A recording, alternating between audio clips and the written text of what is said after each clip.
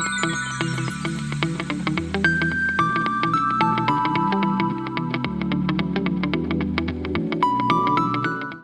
Friends, welcome to Tamil வீட்டு சமையல். இன்றைக்கி நம்ம பார்க்க போகிற ரெசிபி என்ன அப்படின்னா ஆலு பரோட்டா பார்க்க போகிறோம். வாங்க இந்த ரெசிபி எப்படி செய்கிறதுன்னு பார்க்கலாம். ஒரு பவுல் எடுத்துகிட்டு அதில் 200 கிராம் அளவுக்கு கோதுமை மாவு ஆட் பண்ணிக்கோங்க.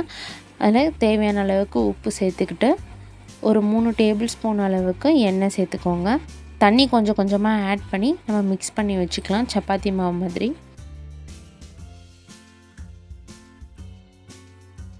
கூடவே கொஞ்சம் கசூரி மேத்தி ஆட் பண்ணிக்கலாம். ஸோ நல்ல ஒரு ஃப்ளேவர் கொடுக்கும் ஆலு பரோட்டாக்கு. நல்லா பிசைஞ்சு விட்டுக்கோங்க. சப்பாத்தி மாவு மாதிரி நல்லா சாஃப்டாக வரணும்.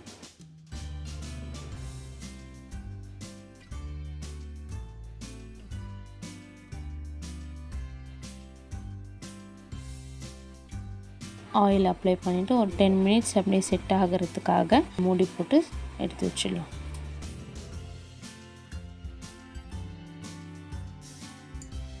ஒரு 3 உருளைக்கிழங்கை பாயில் பண்ணி வச்சுருக்கேன்.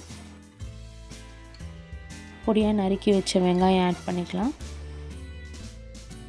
ஒரு பச்சை மிளகா அளவுக்கு நறுக்கி வச்சுருக்கேன், அதையும் சேர்த்துக்கலாம். கொஞ்சம் கொத்தமல்லி நறுக்கி போட்டு சேர்த்துக்கலாம். கொஞ்சமாக உப்பு சேர்த்துக்கோங்க. அடுத்து வெறும் மிளகாத்தூள் ஒரு 1/2 ஸ்பூனு, சாட் மசாலா ஒரு 1/4 டீஸ்பூன் போட்டு சேர்த்துட்டு எல்லாமே நல்லா பிசைஞ்சு விட்டுக்கோங்க.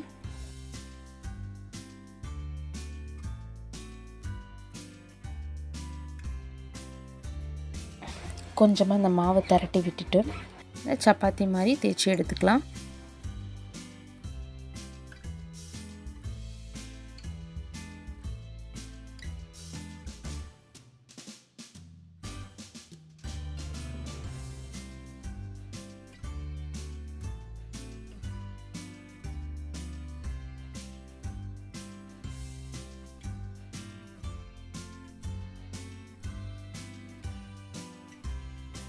இப்போ அந்த உருளைக்கிழங்கு கொஞ்சமாக எடுத்து இந்த மாவுக்குள்ளே வச்சு ஸ்டஃப் பண்ணிக்கலாம். இது எல்லா ஓரங்களையும் வடித்து விட்டுக்கலாம்.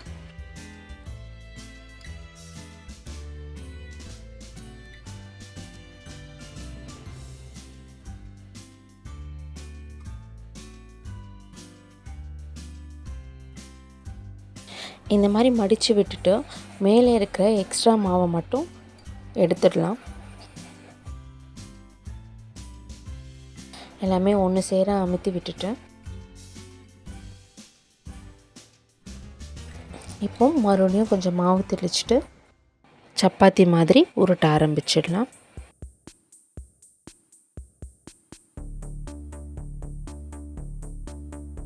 ரொம்ப ஸ்லோவாக உருட்டணும், இல்லைன்னா அந்த உள்ளே இருக்க அந்த உருளைக்கிழங்கு ஸ்டஃப் எல்லாமே வெளியில் வந்துடும்.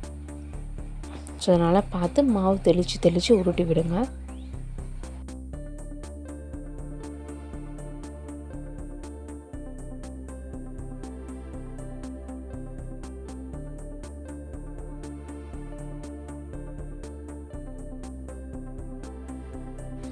தோசைக்கல் காஞ்ச உடனே அதில் கொஞ்சம் பட்டர் தேய்ச்சிட்டு இந்த ஆலு பரோட்டாவை அதில் வச்சிடலாம்.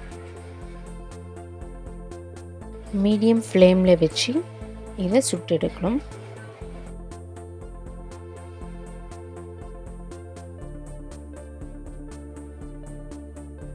ஒரு பக்கம் திருப்பி போட்டுட்டு மறுபடியும் அது மேலே பட்டர் கொஞ்சம் ஆட் பண்ணிக்கோங்க. அப்போ தான் அது ட்ரை ஆகாமல் நம்மளுக்கு நல்லா சாஃப்டாக வரும். ஸோ நம்ம பட்டர் சேர்த்து நம்ம சுடுறதுனால இதோட ஃப்ளேவரும் இன்னும் நல்லா அட்டகாசமாக இருக்கும்.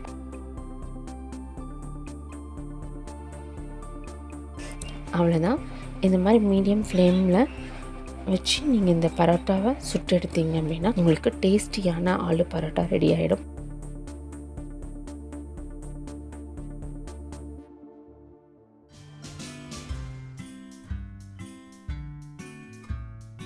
அவ்வளோதான். இந்த ஆலு பரோட்டா கூட ஒயிட் குருமா இல்லைன்னா பன்னீர் பட்டர் மசாலா இந்த மாதிரி கிரேவிஸ் எல்லாமே இதுக்கு நல்ல காம்பினேஷனாக இருக்கும். ஆனியன் ரைத்தா கூட ரொம்ப நல்ல காம்பினேஷனாக இருக்கும்.